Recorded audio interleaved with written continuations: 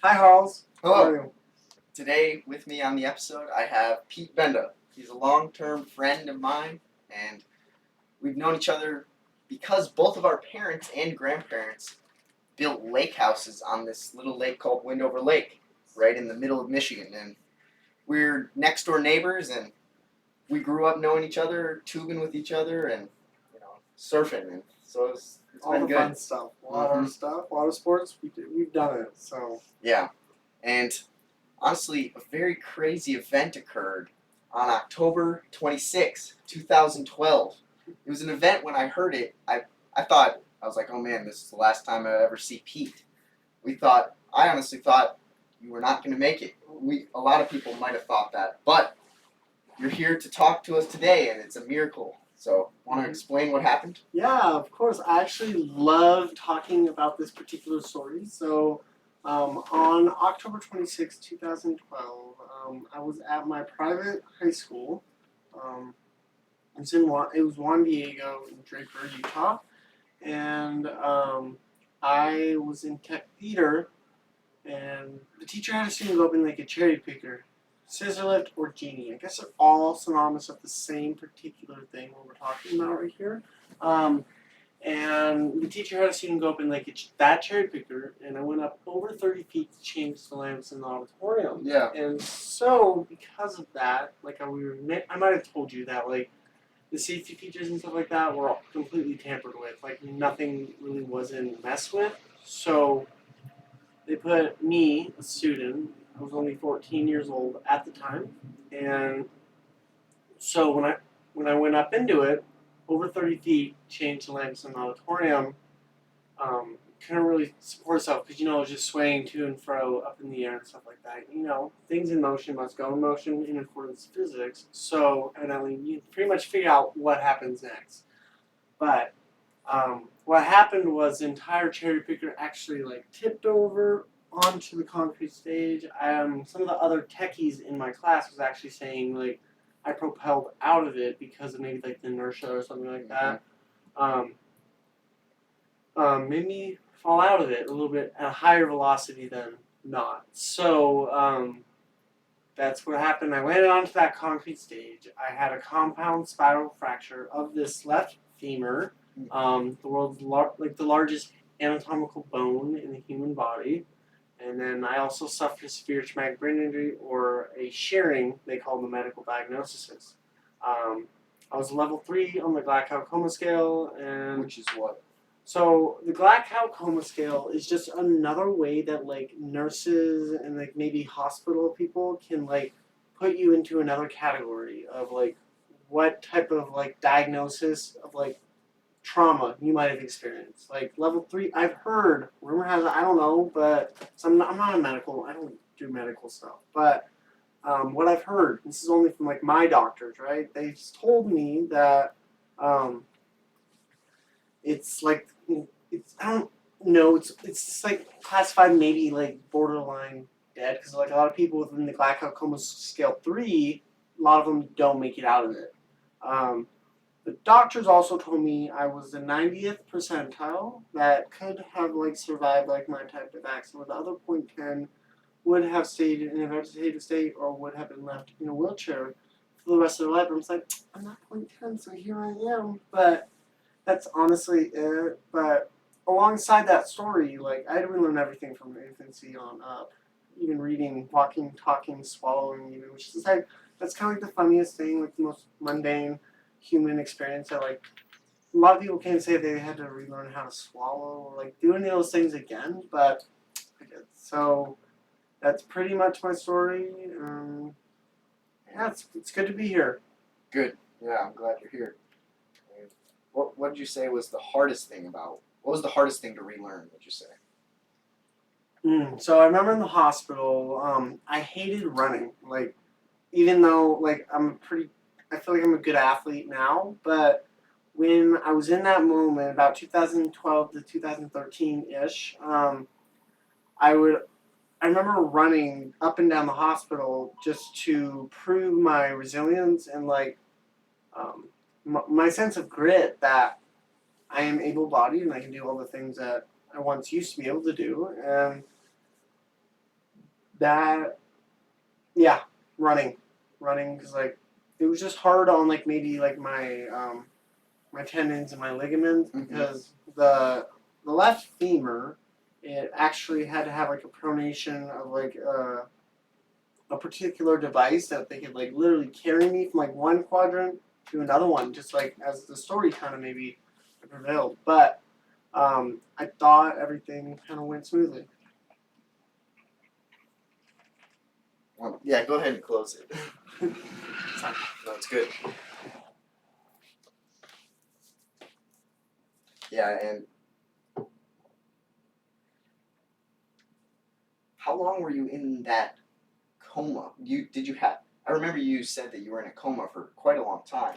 Yeah, so at first, it was at Juan Diego, and at October 26th, and I was rushed instantly to Intermountain Medical Center Hospital in Murray, Utah, and I stayed there for about 2.5 weeks. That was like when I was definitely unconscious because my body put me into that that form of like a coma. My body just put it into the coma state, not necessarily medically induced or anything like that. I only had to be put medically induced coma for about maybe 2 days, but not really anything in like the longevity of the 111 days that I spent in the hospital care, subacute or acute care. So, do you remember the first instance waking up conscious? Not really, but like if I can like remember back to all my memories and everything like that, I'd probably say I remember like the swings, I guess, like they use for like physical therapy, maybe occupational therapy. I maybe like recreational. I don't really know, but vividly I think I can kind of remember like the swings and everything like that, but I don't know. Sure. And what would you say what's the greatest lesson you've learned from this whole situation? Has it helped improve your mindset in any way? That's 2 questions, I guess. But 2 questions within one. We love it. I probably would say it made me take a better look at like not judging a book by its cover, as that's just something that like my entire family and everything like that kind of still. We look back, yeah, it was obviously hard on my parents and my family because I'm the youngest of my family and everything like that. But they never thought that one, a loving boy who was in a class at a private school, that such tragedies would happen. But I don't know if I answered your question. Sorry. No, that's okay. Do you feel like you've gained a more positive outlook on life because of this miracle that's occurred? Yeah, everyone says to me like, "What? You're like a miracle or something like that." I've had many people, one in my high school, and other people that I've met, one out in like the atmosphere and stuff like that. But like, really, like it made me much more optimistic and more of a glass half full, and that's actually something that I'm really going to be studying when I go back to school. At the University of Utah, I'm going to be studying. I'm sorry. I'm going to be studying positive psychology. What is that? So again, like I told you, it's more like a better way of looking at life. It's going to change my perspective. Like as I'm already able to see a particular like sense of colors, as within what some people can see. Some people can see people's auras. Some people can see people's like chakras and everything like that. But it's just going to give me like a much more happy-go-lucky way of looking at life, and like whether I help a business or something like that, it's going to be great. That's all I know. So nice. And you say that you're studying also parks and recreation or tourism, or what else are you studying? So also alongside that, positive psychology, I will also be studying parks, recreation, and tourism with an emphasis in outdoor recreational studies. Honestly, probably the reason why I'm deciding to go down this route is because of, like, for example, I've been snow skiing since I've been like 2 years old. I guess my dad started, me and my brothers and sister, to start skiing at such an early age. Like I said, 2 years old and everything like that. But he'd actually pull us in our backyard with like a ski rope, and he'd give us one end of the rope, and he'd literally just like pull us alongside our backyard. And I guess that's where we started like learning the modalities and the mobility lessons. And then eventually, when he thought we were ready, then he'd take us up to Brighton Ski Resort, and that's just something we had to deal with. So it was actually, I'm glad I learned at such an early age, and it's kind of fun telling people, oh yeah, I started when I was 2 years old. It's like, everyone's just like, oh, I started when I was like, whatever age, but 15. 20. Yeah. Like, because everyone starts maybe too late, but I'm just like, it doesn't matter. It's just as long as you get yourself out there. Sure. Do you think those outdoor activities that you were doing from a young age kind of sparked your interest in being a parks and recreation guide or an outdoor tourism guide? Or Well, what do you think sparked that interest? honestly, like, obviously listening to the people that, one, love me most and obviously care about me, those are kind of like some of the things I have to like fundamentally look upon, and whether it's like on further reflection and stuff like that. But like, I'd probably say I tried a lot of different career facets and everything like that, and I guess they just didn't really work for me because I tried the culinary school. Oh, yeah, It didn't really work out, but because I don't know if you want to go down that route, but I just didn't really want to be like the next culinary, like the top chef. Because honestly, that's how my mind was working. I was like, oh, I'm cooking, sauteing, and doing all this other things within the kitchen. But also another reason why I didn't continue with that route was because I was cutting myself, burning myself. I had to be taken to like the Instacare to get like this crazy stuff, like a cool pack. I don't know. That was just like one of the reasons why I never continued on with that particular career. Sure. How many more years till you are graduated, would you say?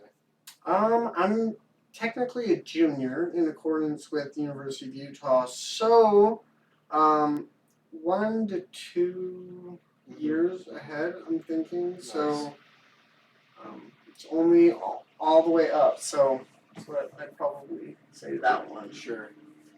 You also have had quite a few hours of experience becoming a yoga instructor or a yoga coach, or Yeah. you want to talk about that? Yeah. What sparked your interest in yoga? Why yoga? Good question. Yoga to me is just like another way of moving the body, the mind, and I don't know, the soul, if you want to classify it as that. But I probably would say what started my interest in yoga would be one of my friends actually inviting me to a yoga class out in Utah. And this was kind of like after I first went to like my first yoga ceremony session in Michigan, Upper Peninsula, Michigan. And she was like talking about all this like very prolific things I never really heard of, like Ayurveda. What is Ayurveda? And then like I was taking like this business course, right, at my community college out in Salt Lake City, and we had to choose any career that we ever could have possibly think of, right? So I was like, what if I became like an Ayurvedist? What's that? Ayurvedist, from what I was able to infer, that it's just like people who, it's more of like a holistic way of like looking at life. So this is all Sanskrit, remember that. And so Ayur means the science, and then Veda means of life, I guess. So I hope no one, forgive me if I'm at all incorrect on any of these different types of things, but obviously we'll get the feedback if anything. Yeah. But, and then, so Ayurveda also has like doshas. You can like put yourself into, you can take like a dosha quiz, right? Dosha quiz, you can either be a Vita, Kapha, or Pitta. Easily, you guys could look that up if you are so interested in figuring out like maybe the, I don't know if it's like philosophy, but obviously it might be because it's more Eastern methodology. So, which kind of started a whole bunch of the whole philosophy realm last summer, and yoga started it for me, and can't let it go. Yeah, because yoga it's super physical. It taxes your body in a good way, but it's not just physical, right? It's mental and sometimes spiritual in a way too. Depending on what you believe, right? Sure. If you believe in, let's just say, hypothetically, I guess, if you believe in like the Hindu Buddhist doctrine, then sure, it's going to be great for you. Or even if not, like for me, I grew up Catholic.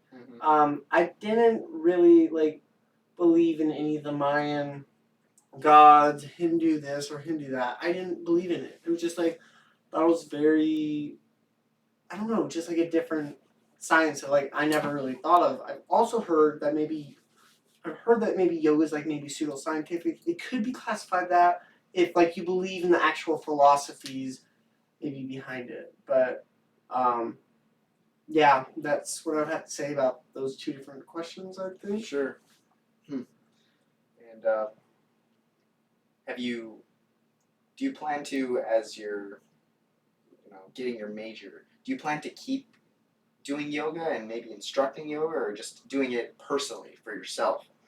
That's honestly a really good question. I'd probably say, as I already have my 200 RYT, which in accordance with like yogis out there, that's just like a way of your teaching level, I guess. So it'd be like 200 hours. They classify it in the yoga aspect of life. And so what I'm thinking is maybe after I graduate or something like that, then I could maybe go get my 300 RYT, which is just 300 hours.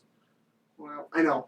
The only reason why I know that is because like I decided to embark on this way of life. But sure. And so what I was really thinking is maybe I could like lead river guide trips. And then when we get to the shore or something like that, I can maybe teach like a yoga class or something like when we get on shore or something like that. I don't know. Cool. But it's just what the mind's telling me. So that'd be a cool river trip, honestly. In the best of both worlds, I'd say. Yeah, the yin and the yang, maybe. That's what I always say. It's amazing. And do you feel as if your personality has shifted because of the accident, or I don't know, it's probably hard for you to tell, but do you feel you notice any differences in the way you think before that and after the accident? But that was also when you were young, so you were still developing then. I was literally, that's all I was. I was at like the point where I didn't know if, so excuse me, so when I was 14 years old, when the accident actually partook at my high school, the only thing it probably made me is a little bit more compassionate and more forgiving of other people, because again, it kind of like escalated into why things happen to like other things in your life. But I think I answered. Sure, yeah, But ask again if I didn't ask the right way. And you say you grew up Catholic. What are your thoughts on Catholicism? Do you agree with what they have to say? Or what do you think? Do you try to take some of the lessons? Do you take all the lessons? Or what do you think these days about Catholicism or Christianity or any of those things? Because you've kind of dove into yoga, which kind of dabbles into the Eastern religions. What are your thoughts like in these different religions? And it's kind of a tough question maybe, but you know what? Honestly, that whole religion side of things, just like let people be people. But at the end of it, I know I have to trust my gut. I have to trust my instincts or my third eye in accordance with what yoga kind of teaches. I think it's the sixth chakra. That's pretty much for your intuitive and your intellectual side of things. And again, that's more to the Buddhist, whatever. That's just what I find it to be. But speaking of that, kind of reminds me of the time when I was doing a third eye workshop, and my friend, or my yogi friend, she was actually doing all these different pranayama, breathworks and stuff like that. And I was down in child's pose. You know what that is, Youll? I think I do. Perfect. Kind of like this almost. Yeah, for sure. And I was down in that position, that postural state, and I could literally see Brahma, I guess. So he is like, I think he's a god of like all gods. And this is all Hindu though. It's just like Zeus is like the highest god of all the Greek, Greek mythology. But yeah, so. Yeah, it's interesting. And I remember you said you were reading something about archetypes, and I forget what the book was called. Something to do with archetypes. Well, I don't know, just talking about these different gods. Easy. Kind of remind me of archetypes. Yeah. You know. So that book, honestly, was like one of my favorites, which kind of What's like it called again? It's called the Archetypes of Wisdom, and it kind of starts about like Lao Tzu, talks about like Plato, Socrates. I think all of like the ancient theologians who kind of came before us. It doesn't really go too much in depth, I guess, of all of them, but it gave me enough information for me to know what kind of allowed me to like point my own conclusion of what I think is right and just. So kind of gives you the idea of like what a good character is and what a bad character is, archetypally, and how to model out their actions, maybe. Yeah, it's interesting. Yeah, definitely. What other books have been kind of transformative for you? Good question. Harley and I actually were talking earlier this semester about like what books are you reading. I don't really remember exactly what books, but I think I said the Four Agreements. I said the Mastery of Love. What is that other? Do you remember any of them? Let's see. I have them all here, but yeah. No, not like Yeah. in the other in my college, which is like really close. But no, that's okay. One sec, sorry. No, it's good. Let's have to pull up the message. We can ask other questions besides that. Yeah, I remember you were saying that. You're saying that you're using that third eye. What does that mean to people who have never heard of what that is? Explain what that third eye phenomenon is. Right, the third eye phenomenon. Let's talk about it. Let's dive deep into it, I guess. So from what I was able to infer and believe from what maybe my yoga teachings taught me, it was just like the third eye is, let's say, obviously it's just like faith, right? If you don't believe in a higher power, then you won't really have anything to really set your boundaries or like what you really want or don't want out of this world, right? But third eye, it's just like, obviously maybe you've seen like Avatar or something like that. I think they talk about that in that movie, but it's just very Hindu. It's just like if you're feeling like very insightful, like it's almost like you're a gut, I guess, but it's not necessarily in the those different other chakras, but like it's just like you're intuitive in your intellectual side. Interesting. It's kind of like going with your gut and trusting your instincts. Interesting. And some, like, as a person who kind of grew up in a Christian background, I kind of view that third eye as something like a conscience. Like, it's like a moral code built in. Like, you get that gut instinct. Like, Harley, you shouldn't be doing this. Or you have that voice or that feeling. And, it can be like, some people might see it as a third eye. Other people might see it as the Holy Spirit. Other people might see it as the House of Gucci. Sure. Come on, if you've ever seen that movie, you'll get my reference here. But if not, then that's okay.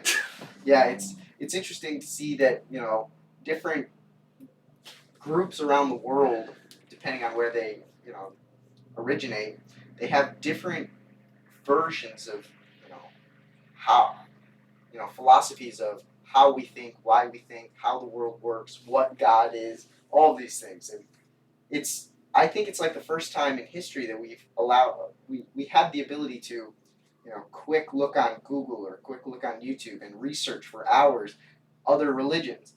Versus if you think like 100 years ago, a person is going to be living in their their city or their town. They're not going to get any outside sources. Or perspective Or- on what is right. And so there's pro and a con of both, but I like a nice pro of living in today is that you have the ability to look outside of the ideas that have been told by your parents and your school.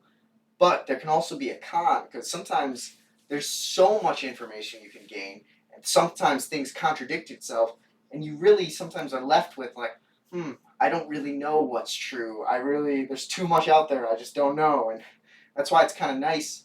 I like what you're doing. It's kind of taking the morals and lessons that have helped you from a few different religions and using that to act. And I try to do the same thing, and I probably use the most from Christianity, but I always like hearing how people have used great lessons and morals from other religions too, because I honestly am pretty ignorant of other religions. Mm-hmm.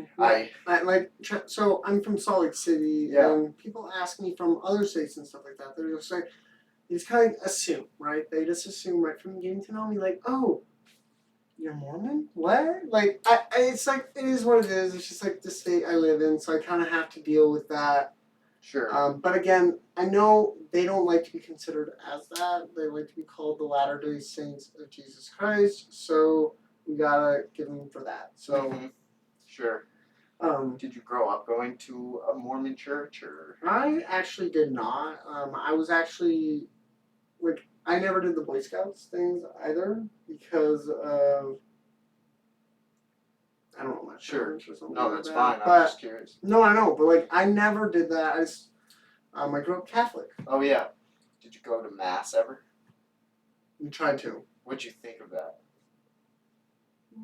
Nothing too much different, I guess. Sure. But again, once I got out of high school and stuff like that, after all the accident trauma and everything like that, I kind of started looking elsewhere for like different ideological teachings or something like that. Sure. For my religious, spiritual side of things, and I started going to this like Christian Catholic thing at my university, and What'd you think of that? it was different. I went on like a couple of like retreats and stuff like that with them, and it's just like when they brought me back, like with the priest, I guess they called it. It was just a little different. So Okay. Yeah. I remember you were mentioning a few different verses that some of the Christians were talking to you about in those groups. I don't know if you want to go down that route or not. Like Leviticus and specifics. That's just what I'm thinking of. I think Leviticus, for example, from what I'm not like a theologian or anything like that, but as a gay person here myself, I can kind of say like in the Bible, especially the people who are biblical literalists, like shame on them. But so in Leviticus it says that homosexuality is an abomination. It's like, okay, when is this chance? It's just like another fable or like another passage that maybe someone wrote about what Jesus was maybe talking about. I don't know. Like, I just don't find that thousands of years ago, right, that someone could have written this down and then just hope that that's gonna be true. I really don't think Jesus did that. Ever said that homosexuality or the same-sex marriage, intercourse, or anything like that is at all. I'm just saying wrong, but what am I to know? So Sure, yeah. You said like shame on the literalists. I am in some agreement. Like sometimes people read the Bible as if this book is a scientific document that I'm reading this and it's literally what it was and literally what it means. When in reality, science has only existed for about 500 years. Like the scientific method is pretty new in regards to the Bible. If you look past that scientific revolution, way back to when the Bible was being written in a time when people read stories as if they were poetry or as if they were mythology or, as if they were just archetypal stories. And so, whereas Paul was probably a real person, he was the person who wrote Leviticus. He wrote this letter to the Levites. Someone who cherry picks a verse and says, hey Pete, what you're doing is morally unacceptable because 2,000 years ago, Paul wrote this in this letter to the Levites. And then I might say, well, did Paul know what our society looks like today? Did Paul lived then? But what about now? Like, you can take that verse and say, maybe it wasn't smart for the Levites to do that, maybe due to illness or who knows why, but people have to read the Bible and say, well, it might have worked back then, and you can still take lessons now, but like you said, I think it can be dangerous for people to read something like that and then automatically make a judgment. And it's kind of like that, judging a book by its cover. Like, Pete, he said he's gay. Oh, I'm going to turn off the video. It's like, well, have you ever, like, did you know that Jesus said to love everyone? You know, it's like, you gotta. And that's actually why, instead of the Catholicism or Christianity, because like my school, they have this like Campus Connect group of people who meet every once in a while for religious teachings, I guess. But I was just like really fed up with it because they were telling me, one, I can't be gay because that's obviously against what the Bible says or states. Mm-hmm. And then they were also telling me that I can't do really yoga because yoga, in the true ideal of it, I guess, fundamentally, it's like I'm doing different postures to awaken the Hindu gods. Holy shit. That was like, who says, like, this is so good for me? Like, obviously yoga is so good for the mind and body. Like, it transformed me. It, like, gave me a lot of, like, new realization of, like, life. Like, and as we were talking about yesterday, about how, I don't know, yoga can kind of, like, give you the spiritual high, I guess, as in any type of thing, like, maybe you were referring to about, like, holistics? No, what was it? Psychedelics. Psychedelics and stuff like that. And I guess you can reach all that, I guess, by doing yoga. Yoga, meditation, prayer, Hatha, psychedelics. Right. There's so many ways in which you can kind of reach that spiritual. You can dig into the spiritual side of yourself. Yeah. We're built with that spirituality inside of us, and people who, I feel like those Christians that might have been saying that to you about, you shouldn't do yoga or you shouldn't be gay, I feel like I'm curious if Jesus would say the same thing to you or not. I don't know. Like, it's hard to know, but I think that, like, I want to make sure I strongman them and, like, try to really figure out what they were trying to say. Like, I can see how, if you're living in a Christian environment, if you're, studying yoga, you're going to have to start learning about, Hinduism and Buddhism in some sense. And some people might see that as a con, but I actually see that as a pro because, like I said before, you're able to have much more nuanced view of the world. Let's say you're a Christian who's a true Christian and truly believes it, but has looked into yoga and has looked into the different religions. Then you walk down the street and you ask someone, hey, are you a Christian? And they say, well, actually, I like Hinduism, I like Buddhism, I'm a huge fan of a few different ones. And then you might have a more open mind to be able to evangelize and help them and talk to them. And instead of if you have a closed-minded view of religion and reality, you're not going to be able to impact as many people. And that's just what it's like segregating the rest of the populations of people, right? But when you say, I said segregation, like that's segregating or like reducing the fact of it. Kind of reminds me of like the accident story, right? So from October 26, 2012 up until March 16th of 2021, I've been suppressing and segregating like my emotions. I had not cried up until that date. And how it kind of like escalated and made me fall into that shed a tear syndrome. I don't know if it's a syndrome, it's not, but it's just emotion, that's all it is. And I was taking a couple classes at my community college. I was taking like a queer studies course, I was taking like a political science, and I was taking like an English 2010s. Like, it was new to me, completely new, like how the nuances within it was like very on point and everything like it. And like as I was just kind of like embarking into this new gay lifestyle, I was just like, I was like learning alongside the gay class I was just in, and I found it like a lot of gay people are just like very ostracized and they're very like put into a different form of population when in reality they do nothing wrong. For that's to stick with the truth. Like I'm gay, I'm not a bad person. Once you get to know who I am, the rest of it kind of like seems to happen. Like there's a lot of gay people out there that obviously may do bad things, but like I don't think that's really true. Just like any person out there, they're not gonna do bad unless, of course, like maybe like act upon it, right? I don't know if that makes sense, but Yeah, it might have. Yeah, I can maybe see why. Like, I'll try to be compassionate for the people who might have been saying, you shouldn't. Maybe being gay isn't the smartest, or maybe being gay is immoral. Maybe it's just because they. I feel like Christians deep down typically want to help and care for people, and because they're used to, in their texts, they're used to it saying like, oh, a man and a woman, this is how it's supposed to be, and they want to make sure people aren't, being led astray, and so because it's not right and just, like that's not normal. yeah, it's not necessarily normal, but this is where I always say to them, it's like, but what if you were gay, man? Like, what would you do? Like, you can't just pretend. I feel like it'd be almost immoral to lie to yourself and pretend.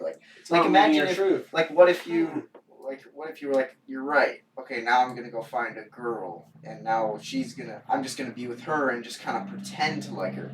I feel like that's almost a disservice to her and to you because you're not actually truly loving yourself or her in that sense. And so it's like, I think people need to understand. That'd be a selfish way of looking at life. If I decided hypothetically to go down that route, that would be completely selfish because like I'm not really looking at like the other person's, obviously their soul or anything like that. I would just be like almost like using them to maybe get like the portion of like my clarity or something like that. It's just like within any relationship, right? No, yeah. Yeah, and that's why I'm like, I think people need to have this discussion more. I feel like sometimes Christians are afraid to bring up the topic of LGBTQ, and I feel like sometimes LGBTQ members are afraid to go into churches because of that, that conflict and internalized homophobia. It did exist, or like the biblical literalists and stuff like that. But yeah, and this is why I like to take this like common ground approach where it's like, if we just had more people with an open mind willing to hear people out, don't judge a book by its cover. Before you just assume that you have the correct interpretation, step outside of yourself and realize like, what is the other person thinking? And that's why I'm a huge fan of, this podcast and just podcasts in general. It's a really good idea. Because Smart. then we can actually sit down and talk about it. It's a lot different than, one person up on the stage lecturing, and it's a lot different than, social media where a person just gives like a, 5 sentence or less little blurb opinion, and then it's an opinion, and which contradict each other in the true essence of it. Yeah, and it's some people think or like have this idea that being gay is something that's brand new, and you brought up a good point to that, like how back in the ancient Greece there was probably gay people in those bathhouses.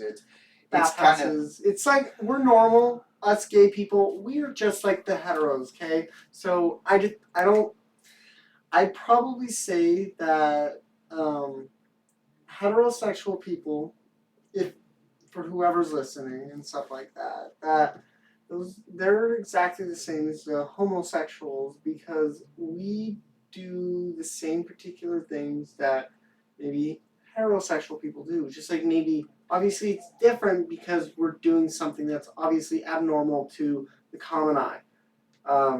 But other than that, we're no different than you and me. So like, or even Harley, for example. But it just kind of like frustrates me because like, if we're going back to the Bible and everything like that, those 12 apostles and stuff like that, think about that. Like, do you think, if anybody thinks about it, but like, do you think those 12 people were just obviously bowing down to Jesus and stuff like that? Obviously, like, there was no room for any like I'm gonna use it foreplay and stuff like that. I honestly think that maybe there could have been a little bit of like maybe temptations set aside. I don't know. I'm just saying that might be a theory for maybe a later discussion. I don't know, I but don't know. Interesting. just something to think about. No, yeah, it's Because like, do you know what happened within the whole Bible? No one knows. Nobody knows. So yeah, and that's why, like, some people might say, "Harley, why are you sitting down and talking with someone who's gay?" And I would just say, why aren't you talking to someone who's gay? Now you're gonna have a blind view of the world. You're just gonna have gay people in a box because probably the majority of the people listening aren't gay. But I feel like this discussion is gonna hopefully open their eyes to see, like, everyone is human, and if we treat each other like humans, that you can learn something from, no matter who they are interested in for a partner. I feel like you'll gain deeper relationships, and like exactly just like your 12 reasons, isn't it? One of them say about how assume the person you're speaking to knows something you don't. Exactly, like I might know a lot of different information inside like my mind or something like that, and I might be able to teach Harley or something like that, and he's also gonna do the same for me because of our different minds. They kind of like cross in different ways, but just because we're gay does not mean we're gonna be able to help each other out. It's just like typical. I think that's just like science, but Sure. I don't know. Yeah, and I find it hard to listen to sometimes political commentary on the far right or far left where someone will say, being gay is a sin, or on the other side they say, have sex whenever you want with whoever you want all the time, always. And I'm like, these are too rigid on both sides. Very much so. It's just, and we got to find this middle ground, and that's why we come down to discuss humbly. And I'm super glad you came out to talk, because it shows that you are a person that deserves love, and deserves to be listened to, just like any other person. And honestly, it's been a minute since, like, for starters, anyone's really asked me about like my accident and stuff like that. But within the footnotes, Harley will make sure to put like my documentary. I had a documentary filmed on me about 2013. The year I got out of the hospital. Yeah. It just kind of like goes through all the different things. I actually have my own form of philosophy in it about how like God, if you're like looking out for me or something like that, I'm ready or something. Don't quote me on that, but sure. It's been a minute. Yeah. Been a minute, okay? Yeah, so that sounds. It's gonna be good. I need to check out that documentary. I might have seen it many years ago, but probably been a minute. Yeah, Probably. Man, and but alongside, how we were talking about the yoga, but I honestly think that I experienced a form of like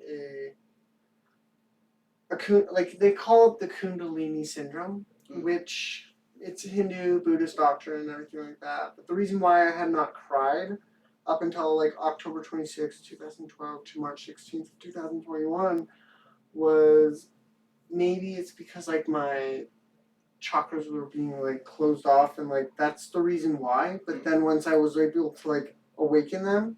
What's a chakra, real quick? A chakra is again, this is Sanskrit, but chakra means it's like a wheelhouse. We have 7 within our human body. I can easily go through each of them. They're like metaphorical in some sense.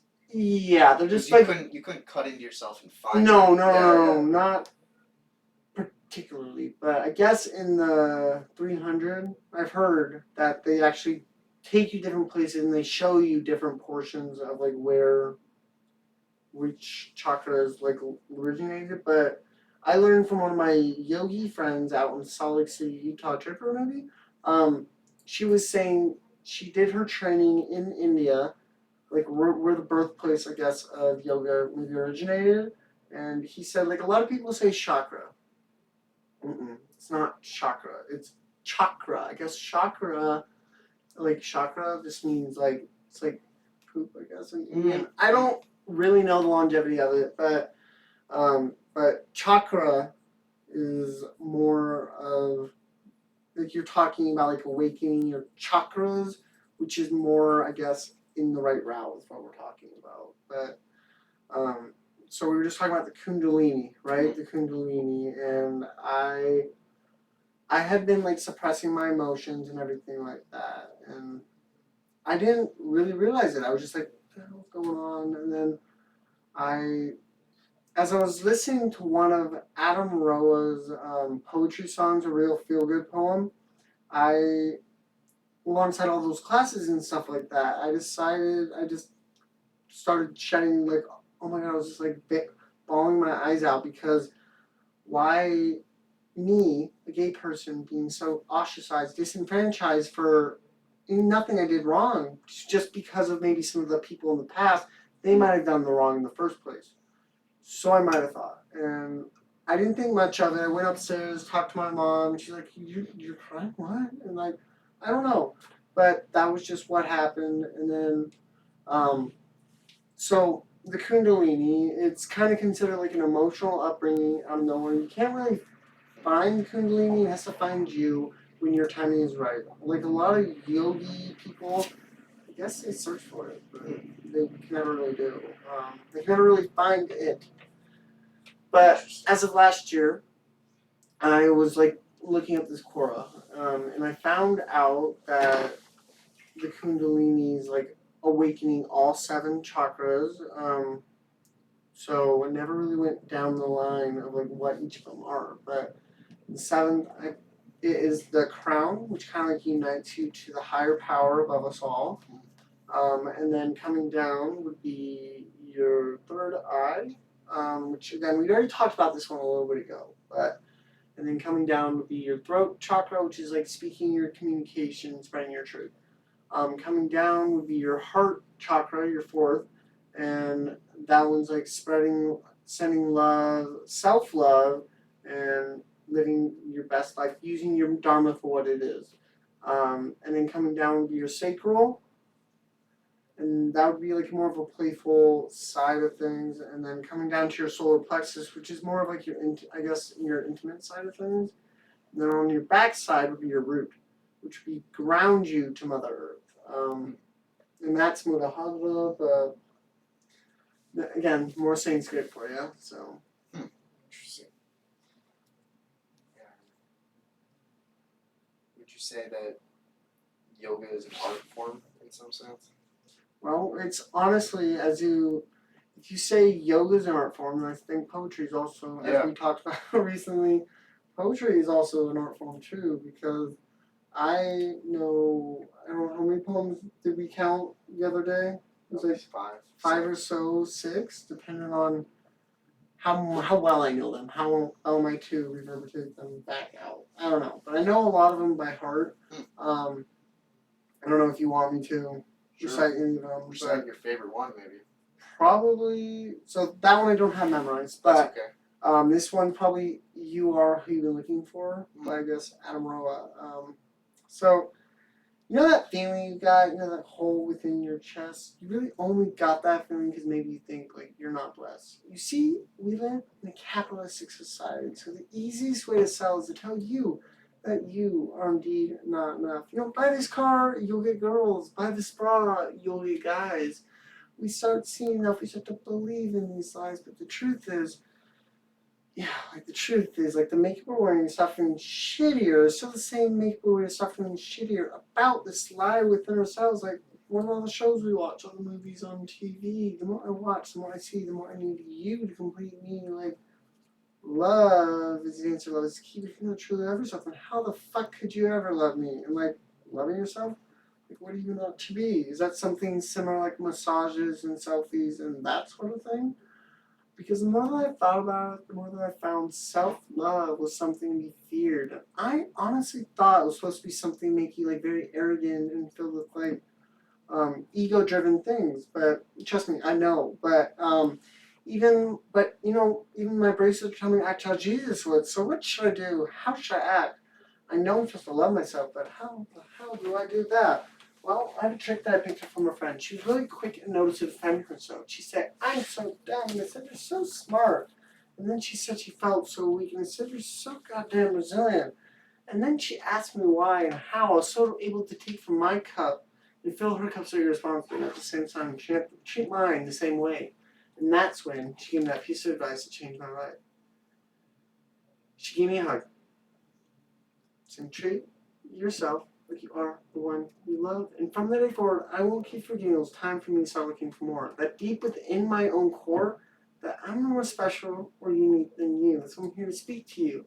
That in your life, once you start to see this, you'll start to be this. And in that life, you deserve it. Because nothing you say or do will bring down the back. Because everything you say and do is perfect, just the way you are. So start today. Take a look at all the direction of perfection away from all the flaws you see within your own protection. They aren't flaws to me, they're simply protection away from all your perfection. So today, take a good long look in the mirror and say, I am who I have been looking for. That's what I do. Probably my favorite poem. What do you mean by self-love, or what did he mean by self-love, would you say? So self-love would be like more like not looking at yourself in like a negative aspect of like, oh, my body looks terrible, my body is this way or that way. It's just it's literally it's just how your body's meant to be. Don't look at it in any other light besides who you are. And like everyone's story is completely different to one another. Like your stories, I don't really know what's going on behind closed doors, but like I do know what I'm able to see through your superficial, like your whatever you're able to portray to the world. But like I don't really see any of that. But I do know that if you take a moment just to breathe using, I guess, pranayama, and just kind of like take a moment just to do an inhale, exhale. You can usually count for 4 seconds for each one, and that can kind of help you get into like a different mindset versus the one that was kind of stuck within that English or sense of fear, using your fight or flight methods, I guess. But honestly, it comes down to what you most want out of life, I guess. I know that was a really long way of describing self-love. Oh my gosh. But it's got to treat yourself as what you want your body to be treated as. Okay. Yeah, and sometimes I hear that and I get a little like, love yourself, or just accept, I sometimes hear this from people, you should accept me for who I am, or, accept yourself for who you are. I don't mind that, but I also think there's also another side to it, which is, you could, like, you aren't who you necessarily could be. You also could be more. You have this huge amount of potential, and if you pushed yourself a little more, you'd even like yourself and respect yourself and love yourself even more. So I sometimes feel like I don't mind that message, but I also feel like sometimes it can stagnate people, where it's like, I just want to love myself today, or I just don't want to. It's hard to do. Like, trust me, it's not something you just can like wake up and just think that, oh, I love myself. And it's like it's just gonna magically happen. It's gotta take time. It's gotta take a portion of you. It's gonna take a little bit of you, and it's gonna put you through, I don't know, the ringer, I guess, because it is not like an easy walk in the park. It's gonna take a little bit of that from who you want to be or who you want to become, because there's nothing in life that comes easy, right? In life, nothing is easy. Like what? Yeah. It's supposed to be just like handed to us underneath the golden plate right upon us. No, it's supposed to be hard for us to go get and everything like that. Mm-hmm. And yeah, like sometimes like defining love is interesting too, because it's like sometimes love isn't always what you want to hear. Sometimes like if you have a good friend who can, who really loves you, might actually say like, yo, I don't know if you're doing the smartest thing right now, like sometimes tough love is a form of love as well. And that honestly, that can be very useful too. So sometimes I actually like to be tough on myself. Like, Harley, Yeah. you could do better. Always. You should try a little harder next time. Or, that's also a form of loving for yourself, right? And that's why. So I like that whole, sometimes I don't even mind saying, Harley, you didn't do as good today. You could do a lot better tomorrow, and strive to be better. And come on. Well, obviously, we're not perfect. No one is perfect, unless you really believe in that. But I don't from what maybe my fundamental beliefs of it are. I went to private Catholic school, sure. I learned a little bit. I know I'm not perfect. No one's perfect. Harley's not perfect. I'm not perfect. No one, not even no one. I don't know who else to describe besides even the people who are in Hollywood and stuff like that. They made mistakes. Exactly. Everyone's supposed to make mistakes. Similar to what Hannah Montana's song, everybody makes mistakes. Everybody has those days. It's gotta keep going, keep judging forward, I guess, and yeah.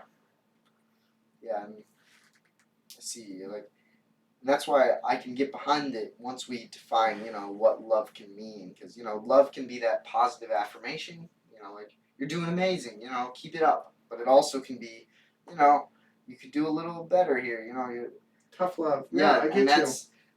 I love that balance of tough love and affirming, encouraging love. And do the yin and the yang. Dang, well said. And is the yin and the yang Taoism in some sense? Is that what that is? Yeah. So yin, I find it to be that yin's very feminine. Obviously, what am I saying? But the yin to me, I feel that it's a very feminine aspect of life. Similar how I went down this whole yoga realm of life in general. I don't know if it's waking the fifth sense or something like that. But I do know that it's a very feminine aspect of life in general. So, yoga. Good luck. I'm not trying to say for all the masculine, cisgender male people, but they, from my experience, I went to over, oh my god, from March 6th, once all that whole ordeal of the Kundalini and everything like that, I was just I learned about it. I was just really gung ho about it. So I went from March 16th all the way up until May 24th or something of 2021. And I was going to all these classes, and not a lot of men were in these classes. I don't know why. Is it because men don't want to make themselves seem vulnerable? Maybe that's something in the masculine side of things. They don't want to portray being weak.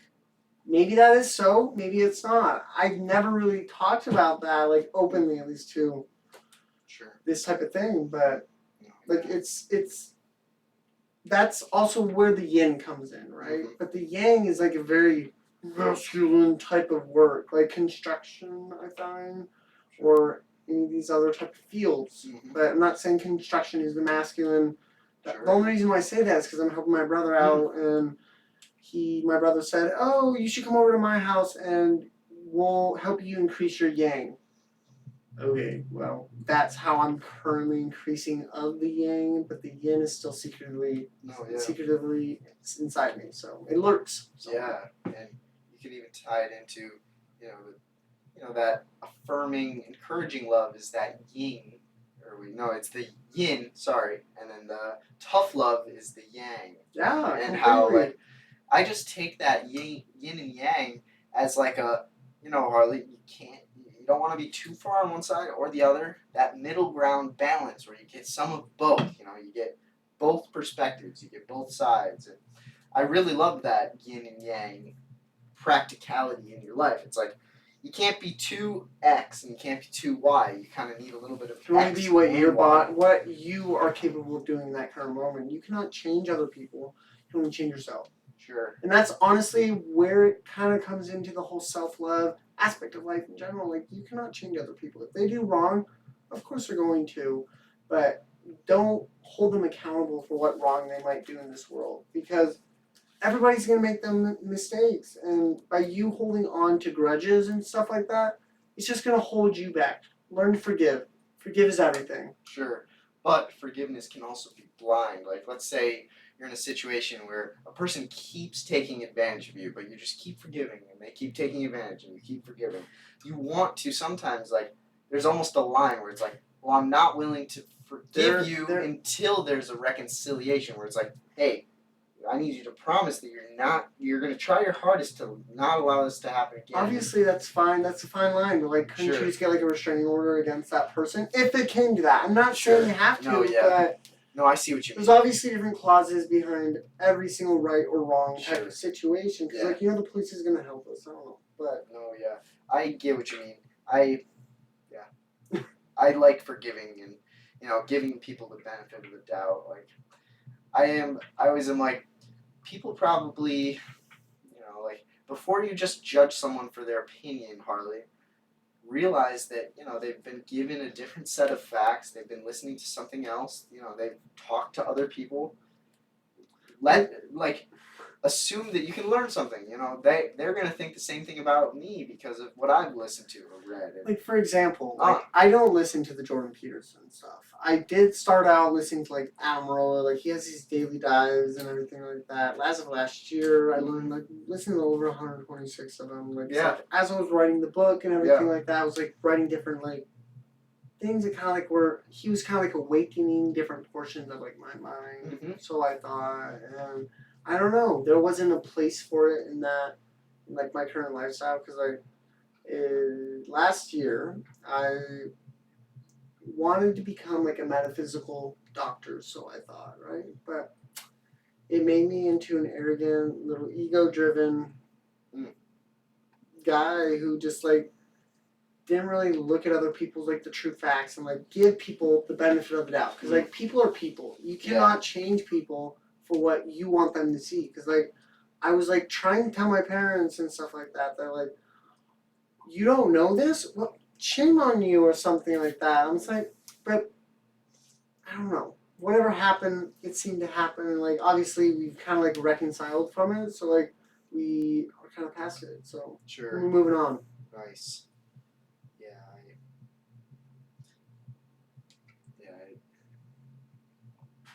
I kind of lost what I was going to say. But hey, that's fine. I just opened up a lot, too. No, so it's pretty amazing. And I like how we kind of, we had a few ideas for this podcast, but I didn't even really think to go down the self-love. But I think we hit it from different angles. That just different ways. I guess, so and like I had never heard of Adam Rolla, but because I like talking with you, it's like, well, I can respect what he has to say, at least somewhat, because of, you. So it's like... I guess I don't know. I'm not trying to promote him at all. I'm just saying I even sent him, like, messages on, like, Instagram to say, hey, thank you for doing what you're doing and stuff like that. But, again, he might be able to listen to this. I don't know. Yeah, but if he does, he does. Same with Peterson. Who knows? They might, for all I know. Yeah. All I know is I feel like I've been given, like, another chance at whatever I'm doing in life, and that's just pretty much what I kind of have to believe in, because if I wouldn't be here. But alongside that, accident stories and stuff like that, the doctors did tell me, it was like, then I could not drink, so I can't drink. Right? Oh, yeah. Even though it's very tempting. Yeah. So, it's one of the hard things about my life right now is I can't drink. I'm not supposed to do it. But obviously, you saw it the other night when we were at the pizza parlor. But I'm just saying. No, yeah. I was just going to say, I live with my mom, and she's someone who just doesn't drink really at all. And I've kind of almost realized, like, I see that you don't necessarily need alcohol to have fun or to have a fulfilled life. I feel like sometimes alcohol is overrated, and sometimes it makes people, like, say things that they shouldn't. And so I would say, like, there's a lot other things that are better than alcohol. I feel like you're missing out on some things, but not that much. Like, don't let society and the people around you make you feel left out, because really, I don't think you're missing out on too much. I had one beer last night, and I was like, oh, my stomach feels kind of like trash, and I'm not much of an elk person, so maybe I'm biased, but could be. I know that there's so many other better things to be drinking than alcohol, better for you. Like, even just drinking water and feeling refreshed feels better than, feeling a little off due to health. So go ahead. When I was embarking on this whole yoga thing, like I thought I knew, like through my drugs, alcohol, and opiates class, tobacco, I guess, I was learning that like coffee is not really the best for you. Sure. But I like went on for like at least over 4 months or You more. went on coffee. I had no coffee in the morning. Okay. No coffee in the morning. And like how I did it, I don't know. And then eventually, after the whole summer and everything like that, I kind of like felt back to it because like, I want to be more normalized, at least in the idea of like what other people were doing in their life. Like obviously my parents are one thing, but like wasn't ready to take on a whole new world for myself. Even though I am gay, but like that's just, it's a complex situation we're all living in right now. So yeah, don't let it discourage you too much, because I feel like there's better things. I feel like exercising which is what I've actually like the best drug out there. It's the best. So I go to this workout trainer out in Derby, Utah, and she's just like really been pushing me. Oh my gosh, she's a mad woman. I tell her that every time I see her. I'm like, you're such a mad woman. Just like, heck yeah. But I think that's just something, the mindset of like a trainer, they want to be known as. They want to be hard, go-getter. They want to be fierce. They want to help you. They want to achieve give your that goals. Tough love. Come on, Pete. Exactly. We're going. Versus someone who's like, I found like yoga, my aspect, I'm just like, yoga people, they're very nurturing, they know how to use the mind. Similar like, if I wasn't on this metaphysical thing, then I would have been be able to use the mind to be able to heal. So isn't that like the study of like metaphysics? It's like the mind powering or altercations. I don't know, but that could be a definition. Yeah, man. It's fine if I'm wrong, but again, it's part not perfect. So no, it's fine. But what is your thoughts on it? Metaphysics. Well, in my eyes, metaphysics are kind of the paintings you paint of reality. It's like, what's your version of reality? What's your version of heaven, hell, God? All of those things are things that we can't necessarily tangibly touch or see or prove. And people make metaphysical claims like, I believe in God, or I'm going to heaven, or those kinds of phrases, and you can't necessarily prove or disprove them because none of us have ever seen God or the Christian version of it, or even the what is it? The Mormon faith believes in seeing the golden plates and stuff like that. I'm not accusing. No. So Mormon Latter-day Saints of Jesus Christ. I'm trying to correct myself. They believe in. They have like the golden plates, and I guess they say they're up in like Big Coma Canyon. I don't know. I haven't seen them, so even though I've lived there my entire life, so like you'd think I would have, but if I haven't, I probably haven't. So it's just one of those things. I think there's so many different places to see in this world that we just haven't been able to reach yet. Yeah. Like, who knows? Who would have known we would have been able to go to the space back in whatever day, 60s or something like that. Land on the moon. Yeah. When wasn't Kennedy president or something? I think so. Fine, don't worry about it. But yeah, and I don't know. On my episode 22, I actually talked to this guy from Australia who was talking about how, evolutionarily, it's actually kind of in humans' best interest to have like a heuristic or a metaphysical painting of the world. It kind of gives you a set of ideas that that you don't have to question. Let's say we're living 3 or 4 or 5, 700 years ago, and you're living in your tribe, and you have to go hunt and gather, and you literally have to work a ton to survive.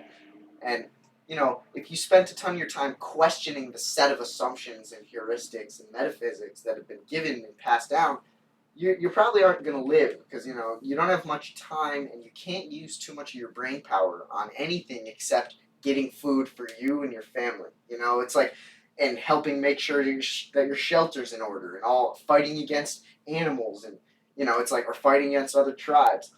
Nowadays, we have that ability to question our heuristics or our metaphysical paintings of the world.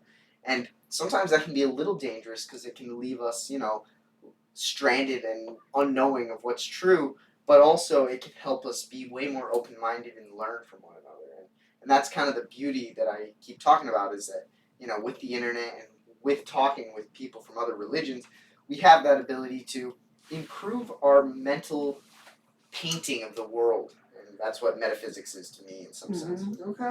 Yeah, and I don't know, but someone's going to listen to this and say, you know, your version of metaphysics is not correct or not the way I see it. And then I'll say, amazing. What do you think? What do you think? Tell me what you know.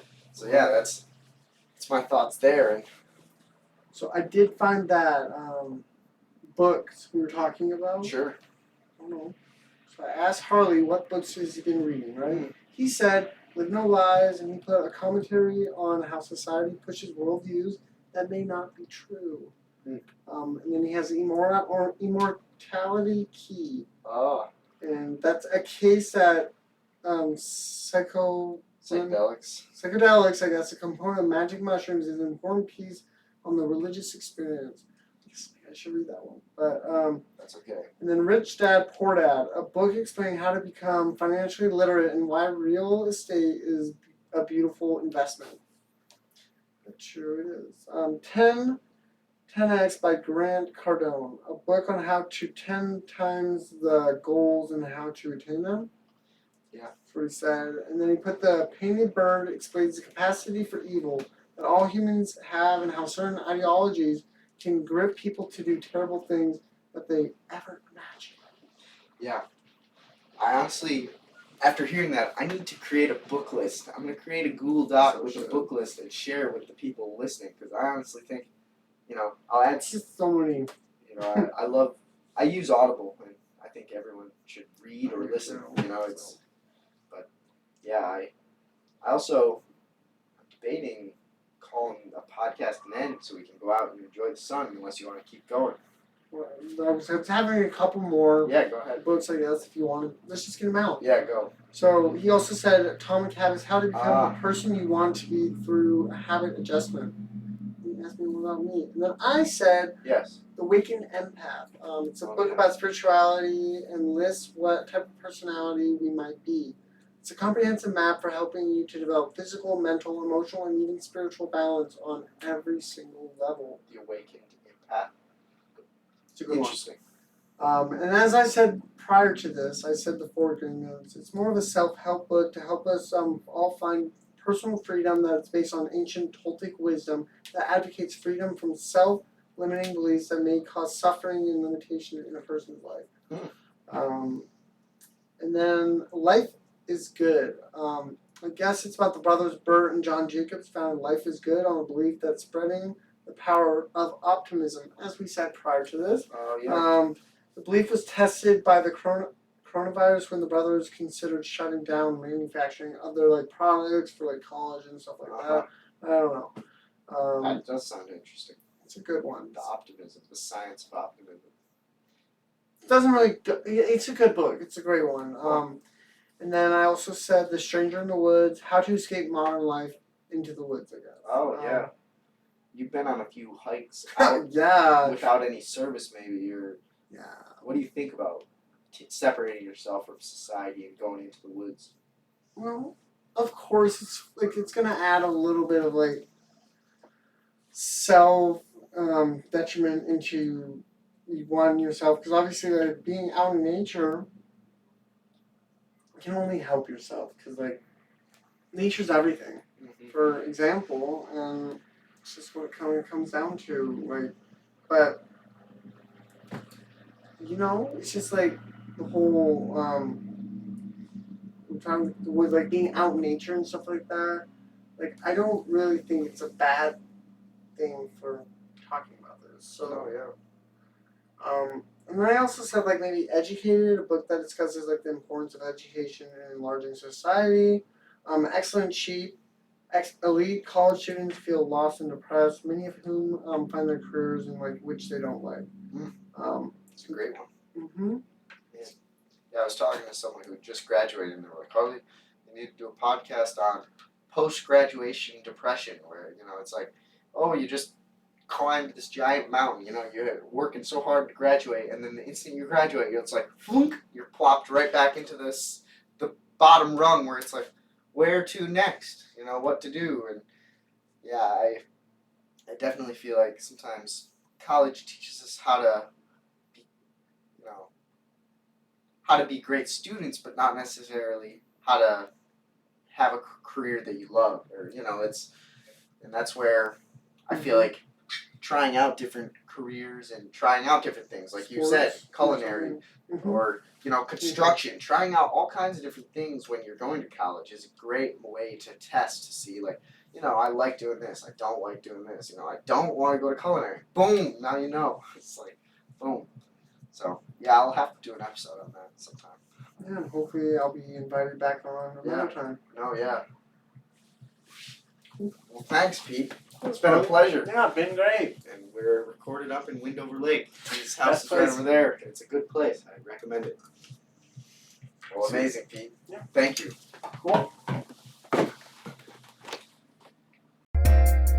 Thanks so much for listening to the Harley Seelbinder Podcast. I hope you enjoyed this one. Let's keep making the world a better place, one deep, important conversation at a time. Have a great rest of your day. Bye-bye.